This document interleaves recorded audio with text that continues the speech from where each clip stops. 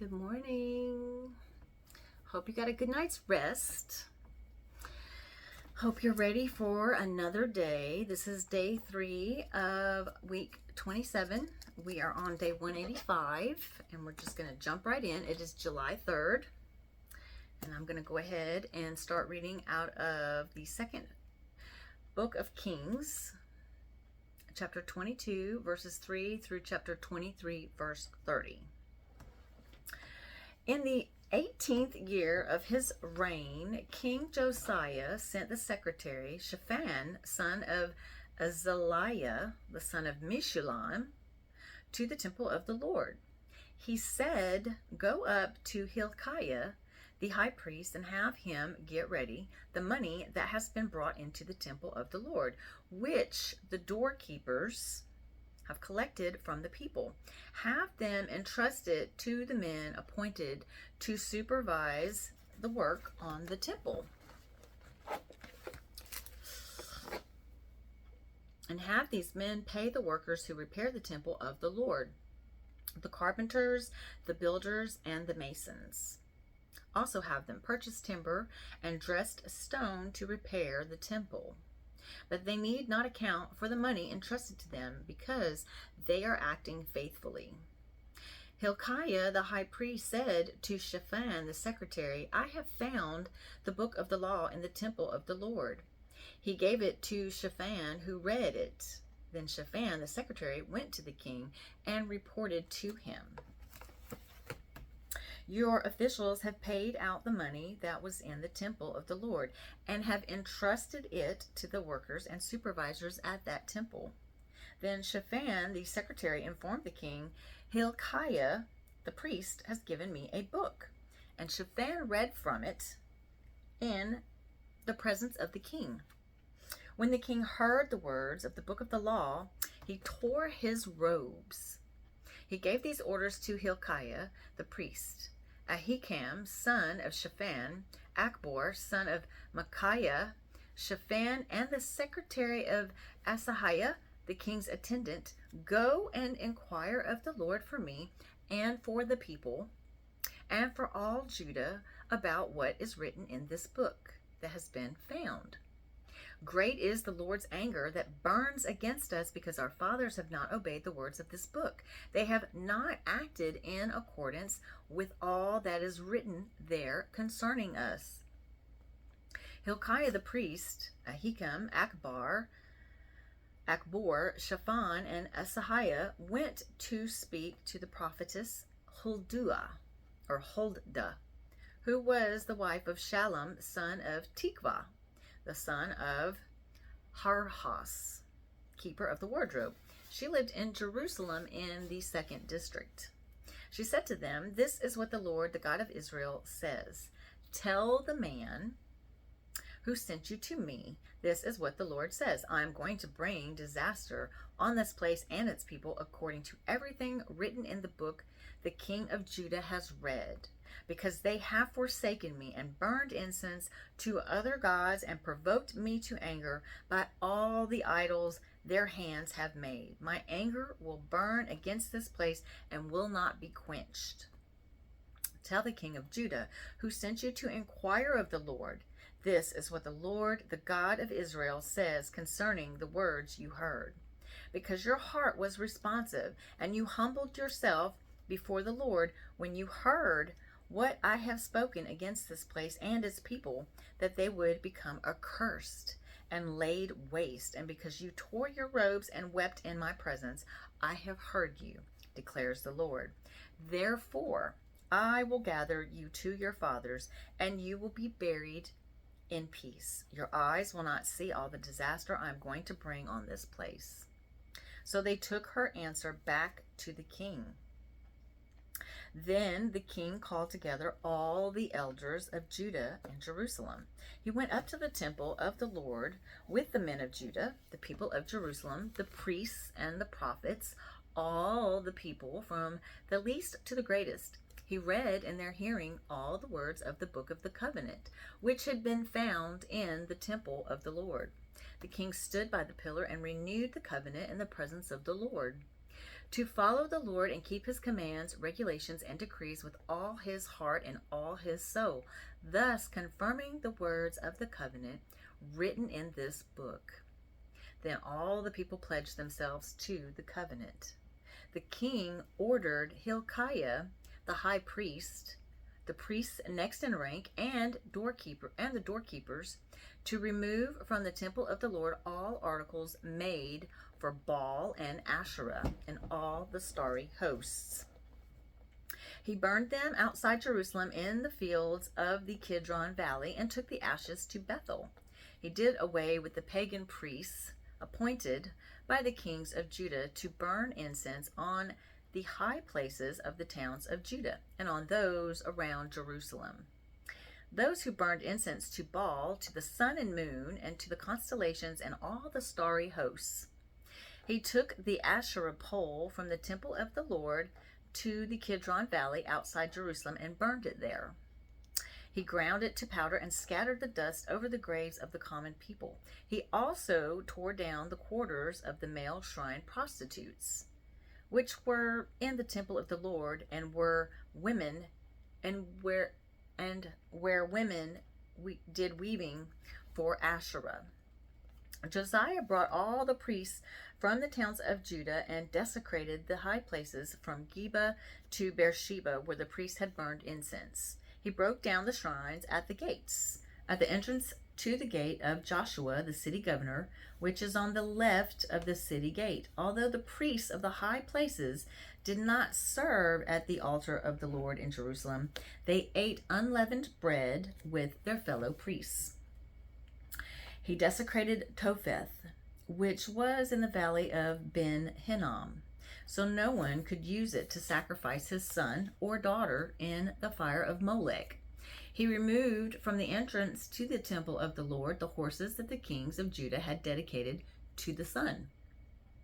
They were in the court near the room of an official named Nathan-Melech. Josiah then burned the chariots dedicated to the sun.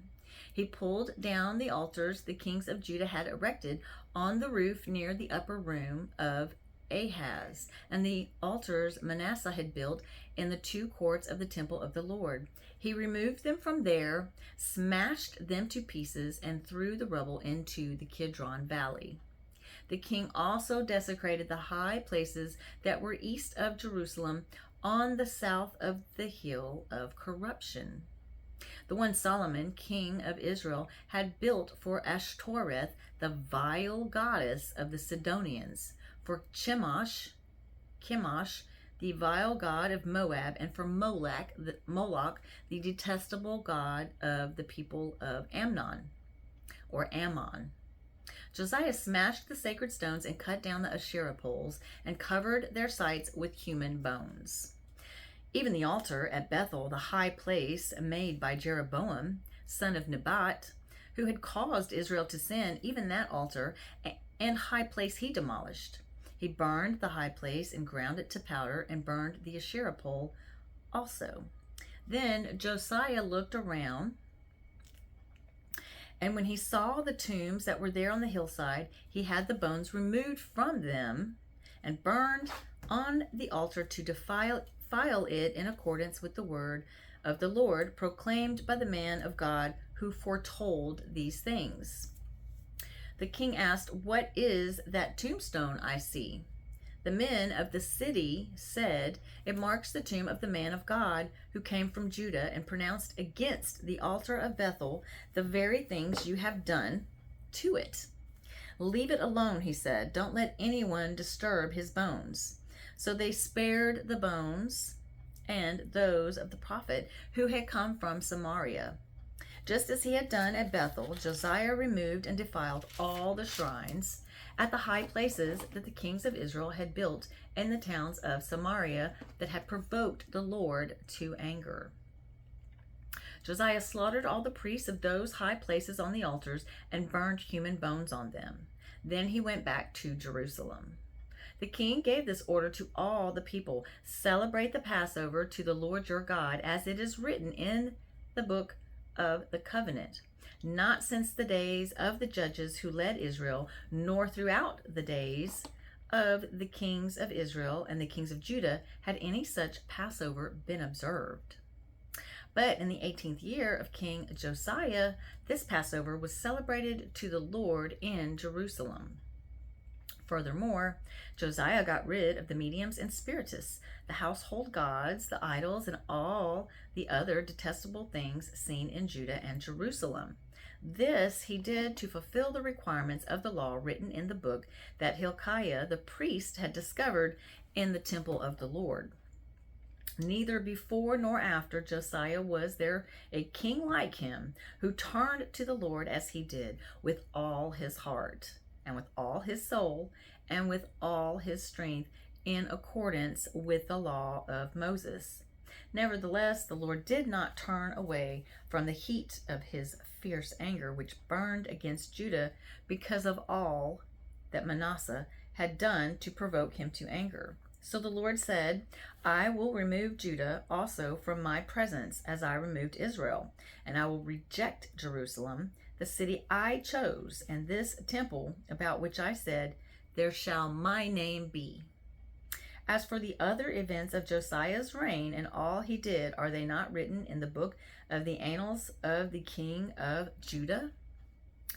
While Josiah was king, Pharaoh Necho, king of Egypt, went up to the Euphrates River to help the king of Assyria.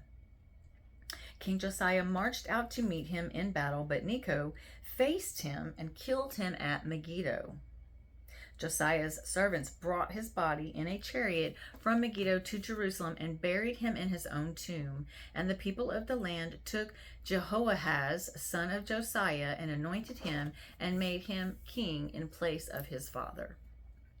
All right, now we're going to move on to the book of Acts, chapter 21, verses 37 through chapter 22, verse 16. As the soldiers were about to take Paul into the barracks, he asked the commander, May I say something to you? Do you speak Greek? He replied. Aren't you the Egyptian who started a revolt and led 4,000 terrorists out into the desert some time ago? Paul answered, I am a Jew from Tarsus in Cilicia, a citizen of no ordinary city. Please let me speak to the people. Having received the commander's permission, Paul stood on the steps and motioned to the crowd. When they were all silent, he said to them in Aramaic, Brothers and fathers, listen now to my defense. When they heard him speak to them in Aramaic, they became very quiet. Then Paul said, I am a Jew born in Tarsus of Cilicia, but brought up in this city. Under Gamaliel, I was thoroughly trained in the law of our fathers, and was just as zealous for God as any of you are today. I persecuted the followers of this way to their death, arresting both men and women and throwing them into prison, as also the high priest and all the council can testify. I even obtained letters from them to their brothers in Damascus, and went there to bring these people as prisoners to Jerusalem to be punished. About noon, as I came near Damascus, suddenly a bright light from heaven flashed around me. I fell to the ground and heard a voice say to me, Saul, Saul, why do you persecute me? Who are you? I asked. I am Jesus of Nazareth, whom you are persecuting, he replied. My companions saw the light, but they did not understand the voice of him who was speaking to me.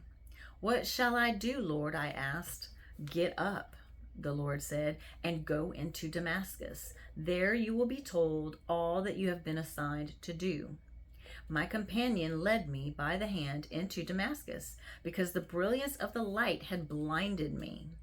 A man named Ananias came to see me. He was a devout observer of the law and highly respected by all the Jews living there.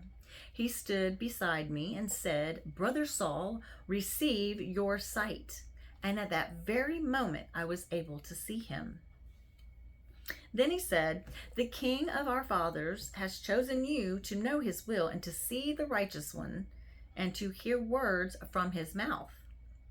You will be his witness to all men of what you have seen and heard. And now, what are you waiting for? Get up, be baptized, and wash your sins away, calling on his name." All right, now we're going to read out of the book of Psalm. And what I noticed, because this is my second year reading the Bible, Psalms starts all over again. So the last Psalm that I read was Psalm 150, verses 1 through 6. So apparently there's 150 Psalms, which I was not aware of. So it's the middle of the year, basically. And so it's starting all over again. So we're going to be reading Psalms again. So, like I said, it's Psalms chapter 1, verses 1 through 6. "Blessed is the man who does not walk in the counsel of the wicked, or stand in the way of sinners, or sit in the seat of mockers. But his delight is in the law of the Lord, and on his law he meditates day and night. He is like a tree planted by streams of water, which yield its fruit in season, and whose leaf does not wither. Whatever he does prospers. Not so the wicked. They are like chaff that the wind blows away. Therefore the wicked will not stand in the judgment, nor sinners in the assembly of the righteous.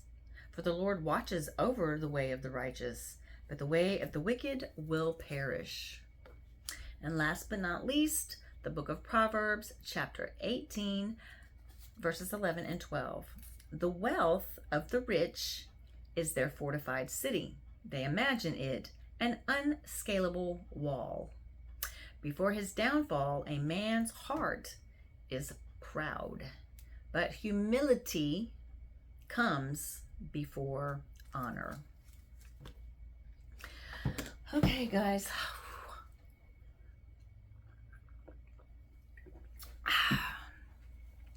I hope you guys have a good rest of your day. Thank you so much for joining me. And until next time, I will see you tomorrow. Have a great day. Bye.